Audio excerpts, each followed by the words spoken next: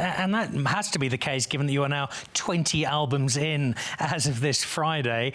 That creative process, how have you sustained it? And is it, like some of the musicians we've had on the show before, something that comes along at 3 o'clock in the morning and you crawl out of bed and go and scroll down a few lyrics or a couple of notes? How does it work for you? Generally not like that, but I can tell you one song that was like that, actually. I wrote a song for Mr. Mandela called The Messenger.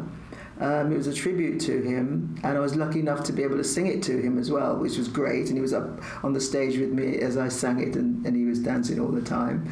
And that actually woke me up. I woke up, whatever time it was in the morning, and the melody that you hear was in my head. And the little riff thing that you hear was in my head. So I woke up, went down to the piano, played that, taped it on a cassette thing, and then went back to bed. And it resulted in a very, very happy Madiba, as we saw on stage. It's a song we know well in South Africa. We know so many of your songs so well, and there are the ones we'd bracket as the bigger hits, the ones that hit the top of the charts. Is there a song from the litany that you have that we might not immediately recognise as being one that's particularly special to you, or you think has just got that magic to it that's maybe a little lesser known? I don't know if... Well, I love the song itself, but I also love the guitar playing. There's a song of mine called Lost the Love, and it's got a... I know I'm the guitar player, I know I'm the person playing the solo, but I think it's a great solo. And I really like that song, and I like it when people hear that and that they enjoy it as well. It's a blues song, but it's got a really nice string part that I wrote and everything. That's a song I'd like to hear people have people hear more of.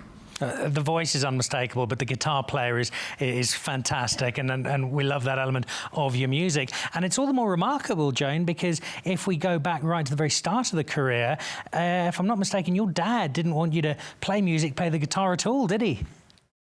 Absolutely, yeah, he hid his guitar. He hid it right up on the topmost shelf in this place that as a young 14, 13-year-old, I couldn't open the door to get to anyway. And he wouldn't let me touch the guitar. And I think it's just this kind of stay away from it attitude that he had with me at the guitar that made me want to play it. I really needed to play that guitar because it was like this forbidden thing, and I really needed to have it.